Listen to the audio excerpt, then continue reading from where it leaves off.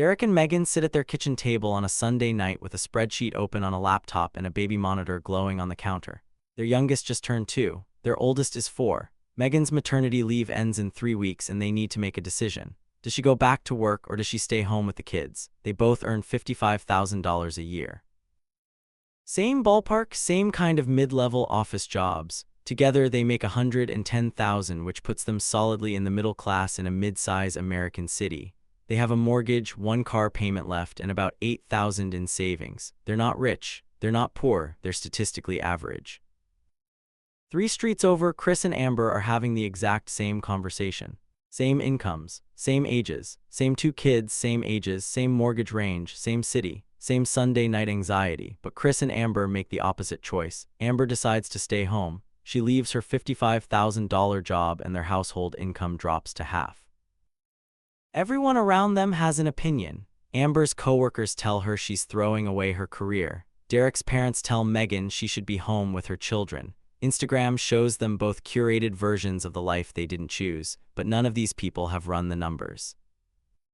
None of them know what each choice actually costs over 10 years, after taxes, after childcare, after every hidden expense that nobody puts on a vision board. That's what this video does. Not which family is happier, not which parenting style is better, just the math. The real, complete 10-year math. Let's start with Derek and Megan. 2 incomes. $110,000 a year. Sounds strong. Sounds like the kind of household that should be building wealth. But here's what happens to that number before they buy a single grocery. Federal income tax. They file married jointly. In 2026, the standard deduction is $32,200. Taxable income, $77,800. The first $24,800 is taxed at 10%. The remaining $53,000 at 12%. Total federal income tax, $8,840. Then FICA. Social Security and Medicare take 7.65% of every dollar both of them earn. On $110,000, that's $8,415. State income tax at an average effective rate of 4% adds another $4,400. Total tax bill, $21,655. Take-home pay, $88,345 a year. $7,362 hitting their bank account every month. Now, the expense nobody warns you about until you're standing in a daycare lobby holding a registration packet.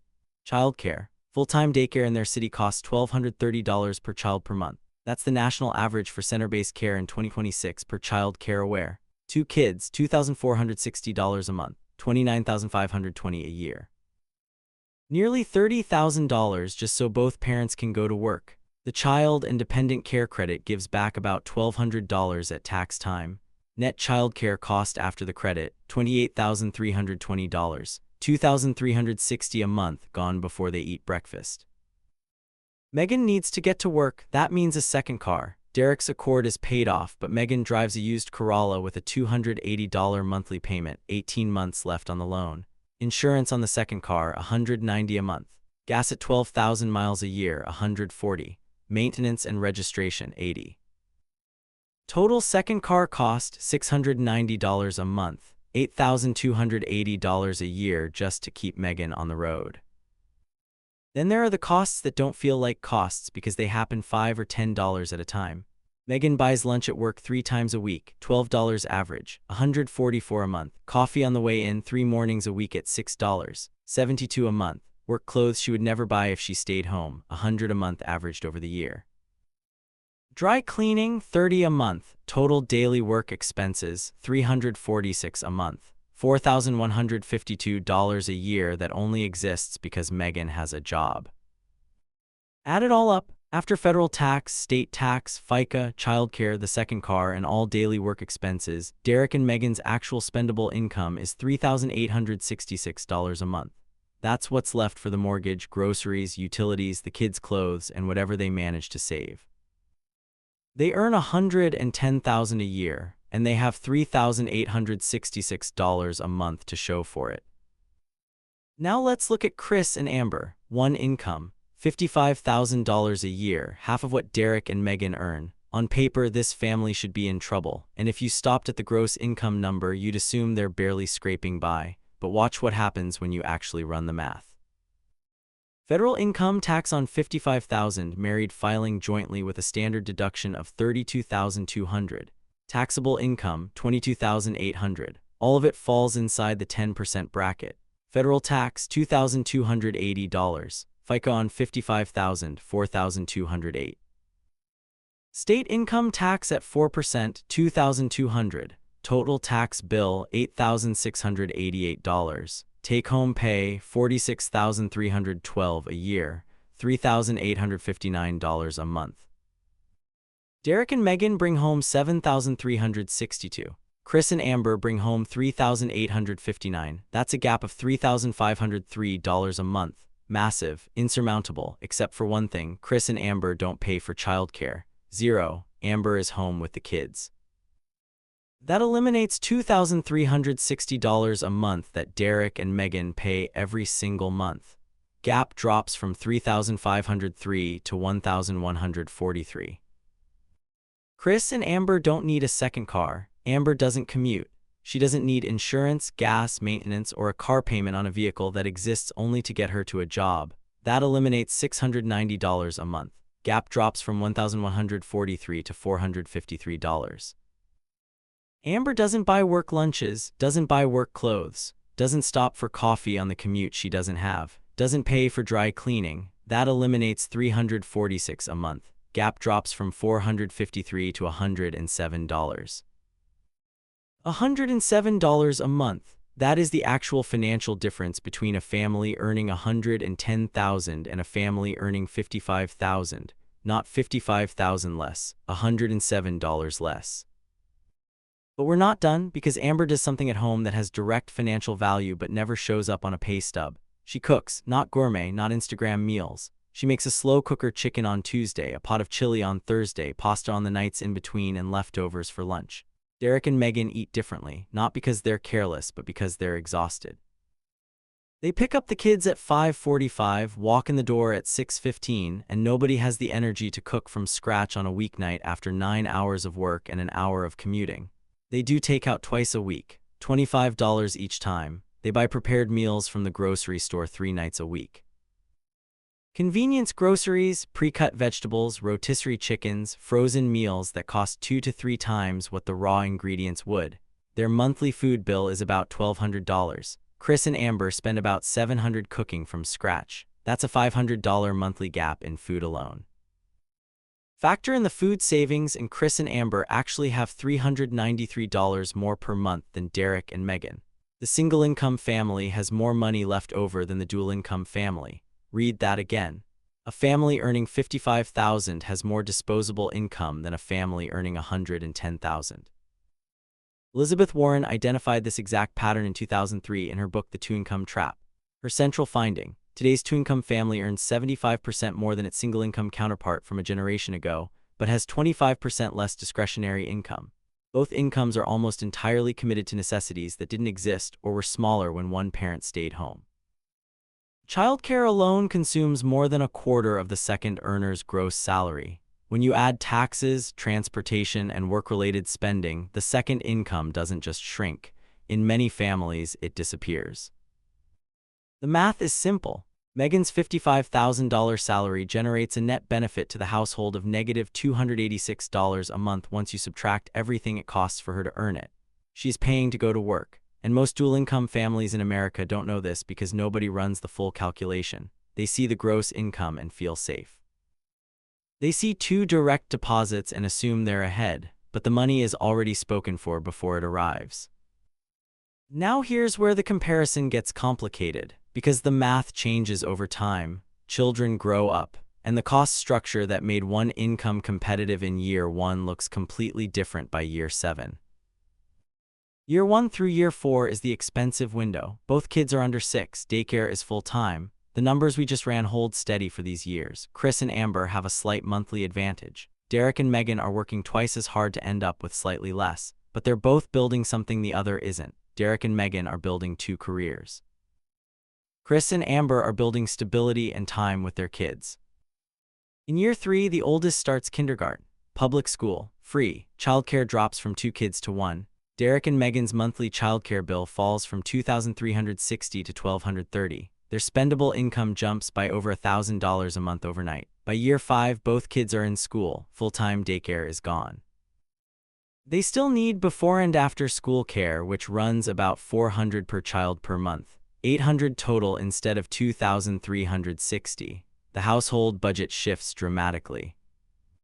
From year 5 forward, Derek and Megan's financial picture improves every year. Megan's Corolla is paid off in year 2. Her work costs stay the same, but the childcare burden dropped by 66%. Their monthly spendable income climbs to about $5,200. That's $1,300 more per month than Chris and Amber, who are still at $3,859. The gap has reversed, and it keeps widening.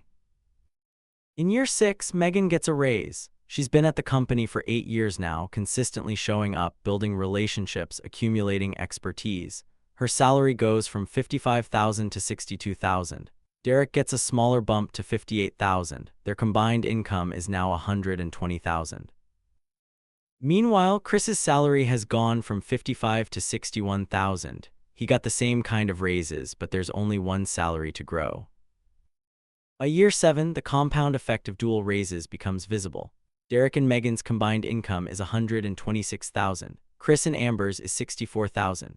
The gross income gap that was $55,000 in year 1 is now $62,000 and growing. And with childcare costs nearly gone, most of that gap is now real spendable money. This is the crossover point.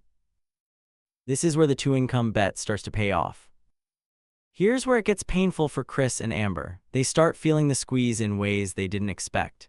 The kids are in school, but they need sports equipment, school supplies, field trip fees, braces for the oldest, and eventually a laptop for homework. The mortgage hasn't gotten cheaper. Property taxes went up. Groceries cost 15% more than they did 5 years ago because of cumulative inflation. Chris's $64,000 salary, even with the tax advantage of a single income, starts to feel genuinely tight. They're not saving, not because they're irresponsible, but because one salary, even a growing one, can't keep pace with a family of 4's expanding needs. In year 8, Amber decides to go back to work. The kids are 10 and 12. They come home from school on their own. She doesn't need childcare. She updates her resume, reaches out to old contacts, and starts applying. And this is where the career gap penalty hits. Amber left the workforce at 32. She's 40 now. 8 years with no employment, no professional development, no current references. According to PayScale research, workers returning after a career break face a 4 to 7% wage penalty compared to what they would have earned with continuous employment. But that understates the real cost.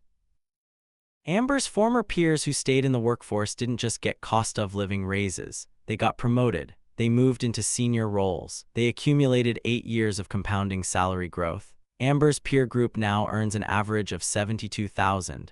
Amber gets an offer for $48,000.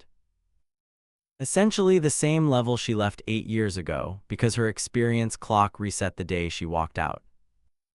Still, $48,000 is new money. Chris and Amber's combined income jumps to $112,000 in year 8. For the first time since the kids were born, they have 2 incomes and 0 childcare costs.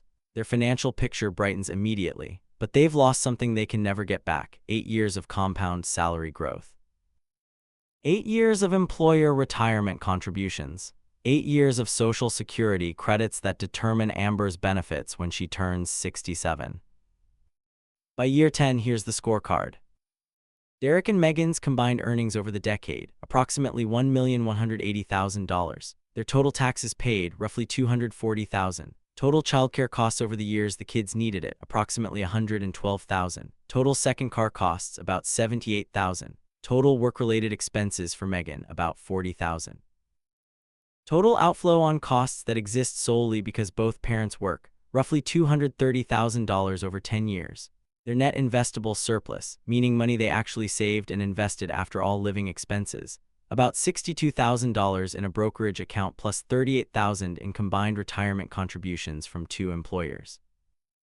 Net financial position, roughly $100,000 in savings and investments. Chris and Amber's combined earnings over the decade, including Amber's return in year 8 at $48,000, approximately $678,000. Their total taxes paid, roughly $84,000. No childcare costs. No second car costs for 8 years. Minimal work-related expenses until Amber returned. Their total outflow on work-specific costs over the decade, about $28,000, mostly from Amber's last 2 years back, but their net investable surplus is smaller, about $34,000 in savings plus $22,000 in retirement contributions, mostly from Chris alone for 8 years.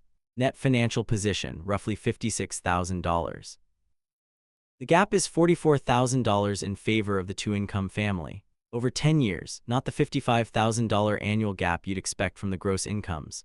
$44,000 total, about $4,400 a year, $367 a month. That's the real price of the second income after you subtract everything it costs to earn it. Now, before you decide this means everyone should stay home, here's what these numbers don't capture. Retirement security. Megan contributed to her 401k for all 10 years. Her employer matched up to 4%. Over a decade, her retirement account has about $52,000 including growth.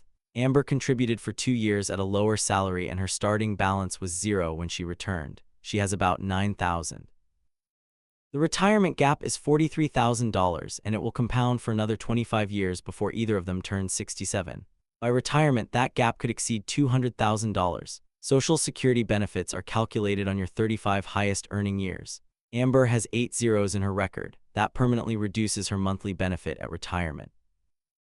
Career trajectory. Megan is now earning $72,000 and positioned for a senior role that could pay $90,000 within 3 years. Amber re-entered at 48 and is likely 2 to 3 promotions behind where she would have been. The career gap doesn't just cost you the years you missed. It costs you every year afterward because your base salary is permanently lower than it would have been. Financial resilience. If Derek loses his job, Megan's income keeps the family afloat. They have a safety net built into their structure. If Chris loses his job, there is no backup income. For 8 years, Chris and Amber were one layoff, one medical emergency, one disability away from financial crisis. That risk is real and unquantifiable. 47% of marriages end in some form of dissolution. If a stay-at-home parent goes through a divorce after 8 years out of the workforce, the financial consequences are severe and lasting. But here's what the two-income family gave up that doesn't show on any spreadsheet. Time. Megan missed the first day of kindergarten because she had a client meeting. She missed the school play because of a deadline. She picked up her kids from daycare at 5:45 every day for 4 years, and by the time they got home, bathed, ate, and did their bedtime routine, she had 30 minutes with them before they fell asleep. 30 minutes a day with her own children, for 4 years. Amber was there for all of it, every scraped knee, every first word, every afternoon at the park. Every bedtime story without a clock ticking. That time doesn't compound like money, but you also can't get it back. The math says the two-income family ends up ahead by $44,000 over 10 years. That's real money, but it's not life-changing money. It's not the difference between wealth and poverty. It's the difference between one vacation a year and 2. It's a nicer car. It's a slightly larger emergency fund. And the biggest factor in the entire equation is one that neither family controls: whether the stay-at-home parent actually goes back to work. If Amber doesn't return in year 8, if she waits until year 12 or never goes back, the financial gap doesn't stay at $44,000. It grows to $150,000, then $200,000, then $300,000, accelerating every year because compound salary growth only works if you're in the workforce. The numbers are clear on one thing: the second income is worth far less than it appears during the childcare years. A family earning $110,000 can end up with less disposable cash than a family earning $55,000. That's the two-income trap, and most families walk into it without ever seeing the math, but the numbers are equally clear on this. The second income becomes dramatically more valuable once the kids start school. The family that powered through the expensive years comes out the other side with 2 growing salaries, 2 retirement accounts, and a financial resilience that a single income can never match.